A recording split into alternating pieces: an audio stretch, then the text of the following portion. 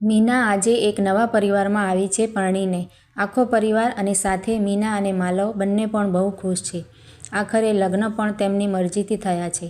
બસ દુઃખી છે મીનાના mummy papa, આનંદ અને લેસા. મીના તેમનું એકમાત્ર સંતાન છે. બહુ લાડકોડથી ઉછેરી છે. આનંદ તો તેનો પડ્યો બોલ ઝીલે. તેની દરેક ઈચ્છાઓ પૂર્ણ કરી છે અને સાથે મીના જિદ્દી અને અભિમાની ન બની જાય તેનું ખાસ ધ્યાન રાખતી તેની મમ્મી લેસા.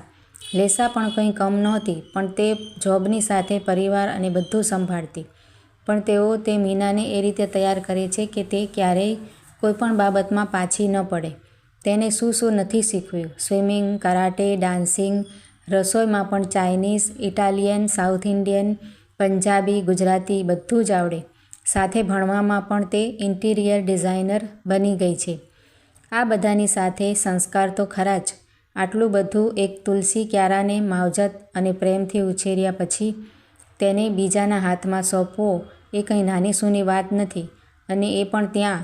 એ ક્યારો કેટલો સચવાશે એની ના કોઈ ગેરંટી ના વોરંટી. દીકરીના માતા પિતા જ આ લાગણીના તાણાવાણા સમજી શકે. પોતાના શરીરનું કોઈ અંગ કોઈ છીનવી લે અને આપણને પાંગળાપણું અનુભવાય એવી જ કંઈક હાલત એક દીકરીને સાસરે વિદાય કર્યા પછી માતા પિતાની થતી હોય છે. એવું જ અત્યારે આનંદ અને લેસા અનુભવી રહ્યા છે. સમય અને સંજોગોથી ઘડાયેલા બંને આજે દીકરીને વિદાય આપ્યા પછી ઘરે આવીને રાત્રે પોતાના રૂમમાં હવે એકબીજાનો સહારો બનવાનો નિષ્ફળ પ્રયત્ન કરી રહ્યા છે. મીના લગ્ન કરીને કંઈક સપનાઓ અને અરમાનો લઈને માલવ સાથે સપ્તપદીના વચનો લઈને આવી છે. બંનેના લગ્ન એક અરેન્જ મેરેજ છે, પણ બંનેના માતા પિતાએ તેમને એકબીજાને સમજવા માટે 2 વર્ષ જેવો સગાઈ પછીનો સમય આપ્યો છે. તેથી કદાચ બંનેને હવે એકબીજાને બહુ સારી રીતે સમજી ચૂક્યા હતા. બંને એકબીજાની પસંદ નાપસંદ, કઈ કોની મજબૂતાઈ અને કઈ કોની નબળાઈ છે એ પણ ખબર હતી. બસ સમય જતાં ક્યાં વાર લાગે છે. બંને હનીમૂન માટે જઈ આવ્યા. આ દિવસોમાં તો ક્યારેય મીનાને સાસરીમાં હોય એવું લાગ્યું નહીં. હવે આ બધું પૂરું થતાં જ તેને હવે પોતાના ઘરની યાદ આવવા લાગી. એટલે થોડા દિવસ ત્યાં તેના મમ્મી પપ્પા પાસે જઈ આવી. બસ હવે શરૂ થઈ ગઈ રૂટીન લાઈફ. અને શરૂ થઈ એક આધુનિક યુવતીની એક સંયુક્ત કુટુંબમાં. સાથે તેમનો માન આદર સચવાય અને તેના પણ સપના તૂટે નહીં તે જ રીતે જિંદગીમાં આગળ વધીને મોકળો માર્ગ બનાવવાનો હતો. માલવ બાબતે તો કોઈ સવાલ જ નહોતો હજી સુધી. તે મનોમન ભગવાનનો આભાર માની રહી છે કે માલવ જીવનસાથી તરીકે એના જીવનમાં આવ્યો. તે એટલું માન પણ આપતો, સાથે જ એની લાગણીઓને સમજતો. માલવનો એક સંયુક્ત પરિવાર છે. તેને તેમાં તેના મમ્મી પપ્પા, બા, દાદા અને એક કાકા કાકી છે અને કાકાનો એક દીકરો અને દીકરી, માલવની એક સગી બહેન. આટલા મોટા પરિવારમાં કામ કરવા મીના હજુ ટેવાઈ નથી, પણ એ બને એટલું ઝડપી શીખી રહી છે. ઘરમાં બધાની ઘણી આદતો, બધી સિસ્ટમ તે બધું નોંધી રહી છે. 2 મહિનામાં તો તે બધું કરતી થઈ ગઈ અને એક દિવસ તે કહે છે, હું હવે મારા ઇન્ટિરિયરનું કામ શરૂ કરવા ઈચ્છું છું. માલવ તો રાજી ખુશીથી સહજતાથી હા પાડી દે છે અને બીજા દિવસે બધા સાથે નાસ્તો કરવા બેઠા હોય છે ત્યારે જ માલવ મીનાના ઇન્ટિરિયર કામ શરૂ કરવા વિશે વાત કરે છે. ત્યાં જ વચ્ચે તેના દાદી ત્રાડુક્યા, બેટા ઘરમાં ક્યાં કંઈ કમી છે? આટલા રૂપિયા છે, આટલા કમાવનાર છે, એને ક્યાં બહાર જવાની જરૂર છે? માલવ, અત્યારે બધા પૈસા માટે જ થોડી જોબ કરે છે. એ ભણી છે, તેને તેના ભણતરનો પ્રેક્ટિકલી અનુભવ પણ છે. તો એ કામ કરે એમાં શું વાંધો છે? અને આખો દિવસ ઘરે રહીને પણ શું કરશે? દાદી, ઘરમાં કેટલા કામ હોય તને શું ખબર પડે? તારી મમ્મી અને મેં આખી જિંદગી બહુ કામ કર્યું. હવે તો એને પણ આરામ જોઈએ ને. ક્યાં સુધી આ બધું કર્યા કરશે? માલવ, એટલે તું કામ માટે એને ઘરે રાખવા ઈચ્છે છે? કામ માટે બધું કામ બંધાવી શકાય ને. અને રસોઈ માટે તો બધા છો, એ પણ કરશે સાથે. દાદી, આટલા સમય બધા જાતે જ કામ કરતા હતા ને હવે પોતાના બૈરાને કરવાનું થયું એટલે કામવાળી બંધાવવાની. પતી ગયું. હજુ તો 1 મહિનો થયો છે લગ્નનો ને બૈરીનું માનતો અને એનું ઉપરાણું લઈને ઘરના વડીલો સામે બોલતો થઈ ગયો. આ બહુ ભણેલા લાવો ને એટલે આ જ પંચાત. માલવ, દાદી પપ્પા કે કોઈએ કામવાળી કે એવી વસ્તુઓ માટે ના નથી પાડી, પણ તમે લોકોએ જ અમને કામવાળીનું કામ ન ગમે એ કહીને કોઈ આવે તો ભગાડી દેતા. બીજું કોઈ કશું બોલતું નથી. માલવનો ગુસ્સો હવે વધી રહ્યો છે. એ જોઈને ડાઇનિંગ ટેબલ નીચેથી તેની બાજુમાં બેઠેલી મીના માલવનો હાથ પકડીને ધીમેથી હવે આગળ કંઈ પણ ન બોલવાનું કહે છે અને માલવ ચૂપચાપ થઈ જાય છે. અને બધા શાંતિથી કંઈ બોલ્યા ચાલ્યા વિના નાસ્તો કરીને પોતપોતાના કામ માટે જતા રહે છે. રૂમમાં આવીને મીના થોડી ઉદાસ બેઠી હોય છે. માલવ તેની પાસે આવે છે. માલવને એમ કે મીના ગુસ્સે થશે, પણ એ કંઈ બોલી જ નહીં. ફક્ત એટલું જ કહ્યું, તને મમ્મી પપ્પાએ સગાઈ વખતે વાત કરી હતી ને કે લગ્ન પછી હું મારું ઇન્ટિરિયરનું કામ કરીશ, મારી ઈચ્છા હશે એ મુજબ. ત્યારે તો તે હા પાડી હતી, તો અત્યારે કેમ આવું થયું? માલવ, તું ચિંતા ના કર, હવે જે કરીશ તે હું કરીશ, અને પ્રેમથી આ ઘરમાં રહીને જ, અને બધા જ મને સામેથી હા પાડશે. માલવ, એવું તું શું કરીશ? મીના, આ વાત ખરેખર મારે જ મારી રીતે દાદીને કહેવાની જરૂર હતી, જેથી બાને તું મારું જ માનનારો પણ ના લાગે. તું જો, હું બધું ધીરે ધીરે કરીશ. માલવ, સારું, જેમ તને ઠીક લાગે તેમ. હું હંમેશા તારી સાથે છું. બાય, લવ યુ કહીને તે ઓફિસ જવા નીકળે છે. મીના વિચારે છે, મમ્મી જ્યારે લગ્ન કરીને આવી હતી તેને ઘરની પરિસ્થિતિને કારણે જોબ કરવી પડી હતી, અને ખાસ તો મારા જન્મ પછી કદાચ મને છોડીને જોબ માટેની ઈચ્છા ન હોવા છતાં. આજે મને એટલી ભણાવી ગણાવીને દરેક પ્રકારે તૈયાર કરીને મમ્મીએ મોકલી છે, પણ મમ્મી ક્યારેય તેની ઈચ્છા ના ઈચ્છા કોઈ સમક્ષ રજૂ નહોતી કરતી. બધાની ઈચ્છા હોય એ મુજબ કરી લેતી. તેને તેના ઘણાય શોખ ઈચ્છાઓ તો જન્મતા પહેલાં જ મારી નાખ્યા હતા, અને આજે હું પણ તેના જેવી જ શોખીન છું. એટલે કદાચ તેને મને એવું શીખવ્યું છે કે હું કોઈ વસ્તુમાં હારી ન જાઉં. મારા શોખ અધૂરા ન રહે માટે મને સારા પૈસાવાળા ઘરમાં પરણાવી, જેથી ઘરની જવાબદારીઓ પૂરી કરવામાં મારા શોખ પૂરા કરવાની ઉમંગ જતી ન રહે. પણ જમાનો ગમે તેટલો બદલાય, સ્ત્રીઓની સ્થિતિ એવી જ રહે છે, કોઈના પર હંમેશા આશ્રિત જ રહેવાનું. સામાજિક રીતે બધાની માનસિકતા હજુ આવી જ છે. ઘરની ચાર દિવાલો વચ્ચે રહીને ઘરનું કામ, કોઈની ને કોઈની ચુગલી, બીજાના ઘરની પંચાતો કરવી, આ જ થોડું કામ છે? આ ટેકનોલોજી અને વિજ્ઞાનના જમાનામાં દુનિયા કેટલી આગળ નીકળી ગઈ છે, અને સ્ત્રીઓ શું ઘરમાં રહીને પુરુષોના હુકમોને સાંભળવાને સહન કરવા માટે થોડી છે? આખરે કંઈક કામ કરવું જોઈએ. બસ, હવે હું મારી જાતે જ ઘરનાને મનાવીશ, બધાની સાથે રહીને તેમની માનસિકતા જાણીને તેમને બદલીશ, એ પણ આ ઘરમાં બધાની સાથે રહીને જ. માલવને તેના પરિવારથી દૂર કર્યા વિના જ. કાલથી જ શરૂ થશે મારું મિશન. આજની નારી સૌને ભારી. મીનાએ બીજા જ દિવસે વહેલા ઉઠી ગઈ, સૌથી પહેલાં 5 વાગ્યે, અને બધા 6 વાગ્યા ત્યારે અડધું કામ પતાવી દીધું હતું. પછી તે માલવના બા સાથે પૂજાપાઠ કરે છે. તે કહે એ પહેલાં બધું જ તેમનું કામ કરી દે છે. ઘરમાં પણ કોઈને પણ કંઈ મદદની જરૂર હોય તે મદદ કરતી, અને સાથે જ રસોઈ પણ એ બનાવી લેતી. તે અવનવી વાનગીઓ ઓનલાઈન શીખીને બનાવે છે, પાછી બધાને ભાવે એ રીતે. કહેવાય છે ને કે પેટ એ કોઈના દિલની નજીક પહોંચવાનો સૌથી સરળ માર્ગ છે. બધાને આજ સુધી તો બધાની કોમન અમુક વસ્તુઓ બને અને બધા જમી લે, પણ હવે તો બધાને ભાવતી અલગ અલગ વસ્તુઓ બનવા લાગી છે. એ પણ એનું ધ્યાન રાખીને બનાવતી કે કંઈ બગાડ ન થાય. નહીં તો પાછું બીજો સવાલ ઉઠે કે અલગ અલગ બનાવવાથી બગાડ થાય છે.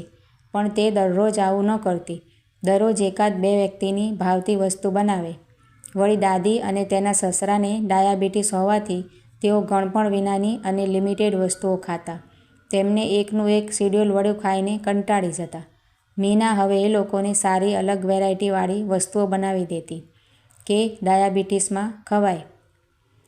આ બધાથી હવે બધાને તેની સાથે મજા પડવા લાગી છે.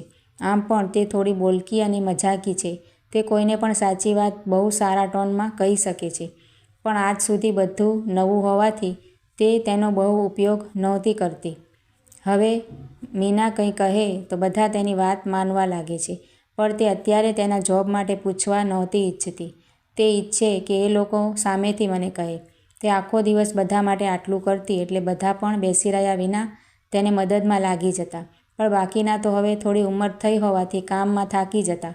પણ માલવના બાનું એટલું વર્ચસ્વ હતું કે કોઈ એમની સામે બોલી ન શકતું, કારણ કે માલવના દાદા બહુ જાયદાદ તેમના ગયા બાદ મૂકી ગયા હતા. આ લોકોએ તો ફક્ત સંચાલન કરવાનું છે. છેલ્લે બા જ થાકીને બોલ્યા, આપણે વાસણ કચરા પોતા બંધાવી દઈએ, જેથી બધાને રાહત રહે. અને મીના બેટા, તારું એ પેલું વોશિંગ મશીન લાવી છે ને તારા પપ્પાના ઘરેથી, એ પણ જો તને વાંધો ન હોય તો બહાર કાઢી દે. આ સાંભળીને બધા ખુશ થઈ જાય છે કે બા આખરે માન્યા ખરા. જે આટલા સમયમાં કોઈ ન કરી શક્યું એ મીનાએ કર્યું. પણ હજુ આટલેથી તેનું કામ પૂરું થયું નહોતું. મીનાને તો એક સ્ત્રી માટેની ઓળખ બદલવી હતી.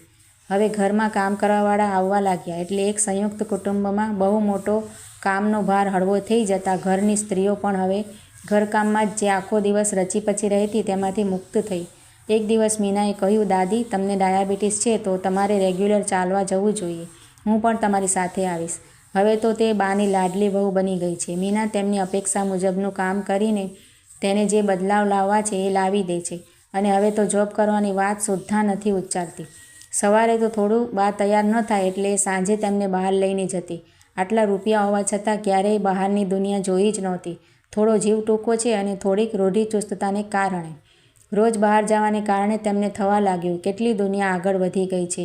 સ્ત્રીઓ ફક્ત ઘરની જરૂરિયાત હોય તો જ નોકરી કરે એવું જરૂરી નથી, પણ તે પણ પુરુષ સમાન કામ પણ કરી શકે છે અને તેની આગવી ઓળખ બનાવી શકે છે. એકાદ મહિના સુધી આ બધું જોવા નિહાળવાને કારણે તેમનામાં થોડો બદલાવ આવ્યો. ઘરમાં પુરુષો કે ઓફિસમાં કામ કરતા માણસો મોટાભાગની વસ્તુ લઈ આવે. સ્ત્રીઓ ઘરની બહાર નીકળે જ નહીં. ઘરના કોઈના પણ લગ્ન કે પ્રસંગ હોય તો બહાર જવાનું નહીં. મોટા 1-2 સાડીઓ દુકાનવાળા સારામાંથી ઘરે આવીને બતાવી જાય, એમાંથી જ બધાએ પસંદ કરવાની. દાગીના પણ તેમના 1-2 ઓળખીતા સોનીની દુકાનેથી જ લેવાના. થોડા સમયમાં જ માલવના કાકાની દીકરીનો લગ્ન પ્રસંગ આવ્યો. પૈસા તો ઘરમાં અઢળક હતા. તેની બહેનને તેની પસંદગીના બધા કપડાં બહાર મોટા શોરૂમ અને થોડી જગ્યાએ ફરીને ડિઝાઇનર કપડાં લાવવા હતા તેના લગ્ન માટે. પણ દાદીને આ માટે કોણ કહે? માલવના કાકા કાકીને તો કંઈ વાંધો નહોતો, પણ બા સામે કહે કોણ? માલવના કાકાની દીકરી દીપાલીએ કહ્યું, ભાભી, દાદી તમારી ઘણી વાત માનવા લાગ્યા છે, તો આ વાત માટે તમે એને મનાવશો? મીનાએ કહ્યું, હા ચોક્કસ. મીના બાને એક દિવસ બેઠા બેઠા વાતમાં ઓનલાઈન શોપિંગ માટે બધી વાત કરે છે. કેટલું ડિસ્કાઉન્ટ અને વેરાયટી મળે છે એમાં. અમુક સાડીને બધું બતાવ્યું તો દાદી ખુશ થઈને કહે છે, આ તો બહુ સસ્તા ભાવે પણ છે, પણ એનું કાપડ ખરાબ નીકળે તો? ના ગમે તો પાછું બા આપવાનું. એમ બા આ બધી વાત પછી કહે છે, બા આપણે દીપાલી દીદીની લગ્નની ખરીદી સારા મોટા હોલસેલ માર્કેટમાંથી કરીએ તો? બા, પણ આપણને તો મોટા દુકાનવાળા ઓછા ભાવમાં ઘરે આપી જાય છે, તો ત્યાં શું કામ જવું જોઈએ? બા, દીદીની એકવાર ઈચ્છા છે તો જઈએ.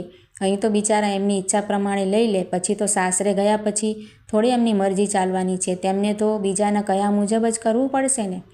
આ મીનાના છેલ્લા શબ્દો બાના દિલમાં કંઈક ઊંડે ઊંડે પહોંચી ગયા.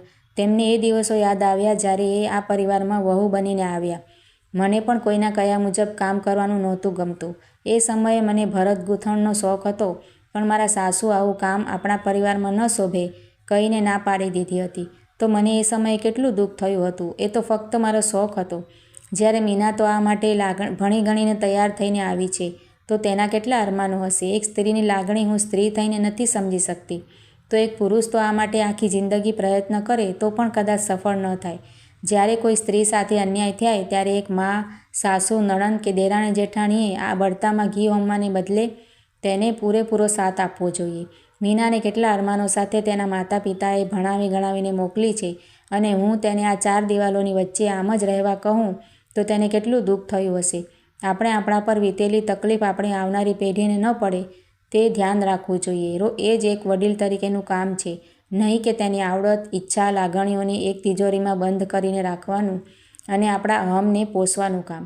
બા બીજા દિવસે જ આખા પરિવારને ભેગા કરે છે અને કહે છે, દીપાલીના લગ્નની ખરીદી માર્કેટ જઈને એને જે રીતે ગમે તેમ કરશું, તેની પસંદગી મુજબ જ. અને મીના બેટા, મને માફ કરી દે.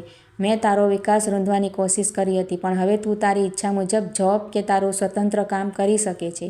એ માટે અમે તને સમય, સહકાર અને પૈસાનો પણ પૂર્ણ સપોર્ટ કરશું. મીના તો જોતી જ રહી ગઈ, પણ એ પહેલાં માલવ આવીને ખુશ થઈને બાને ઊંચકીને કહે છે, બા તને થેન્ક યુ, તારો ખૂબ ખૂબ આભાર. બા, આ બધું મીનાને કારણે થયું છે. તેને મને સાચા અર્થમાં વડીલ કેમ બનવું એ સમજાવ્યું છે. એના સંસ્કાર અને કેળવણી બહુ ઊંચા છે, અને હવે હું તમને બાળકો પણ જલ્દી લાવવા કોઈ દબાણ નહીં કરું. તમે લોકો બહુ સમજદાર છો. તમને યોગ્ય લાગે ત્યારે તમારી ઈચ્છા મુજબ લાવજો. એમ પણ હું તો હજુ બહુ જીવવાની છું. મીના, બા તમારો બહુ આભાર, પણ હવે હું દીદીના લગ્ન પછી મારું કામ શરૂ કરીશ. હાલમાં તો તેમની ઈચ્છા મુજબ બધી શોપિંગ અને તૈયારી કરવાની જવાબદારી મારી. આટલી મોટી જવાબદારી મીનાએ જાતે પોતાના માથે લીધી. એ સાંભળીને બધા ખુશ થઈ ગયા. આ ખરીદી દરમિયાન બધાને સમજાયું કે થોડું ફરીને બહાર જઈને વસ્તુઓ લેવાથી કેટલી વેરાયટી અને ભાવમાં કેટલો ફેર પડે છે. આટલા વર્ષોથી આવી રીતે ખરીદીમાં કેટલા રૂપિયા વધારે આપી દીધા હતા. એ પણ બાને સમજાયું. બા, આવી સંસ્કાર અને કેળવણી દરેક દીકરીને મળે અને મારી અત્યારના જેવા વિચારો ઘરના દરેક વડીલના હોય તો દીકરી ક્યારેય સાસરીમાં દુઃખી ન થાય. મીના સાચા અર્થમાં આજે એના પરિવારની દીકરી વહુ બની ગઈ.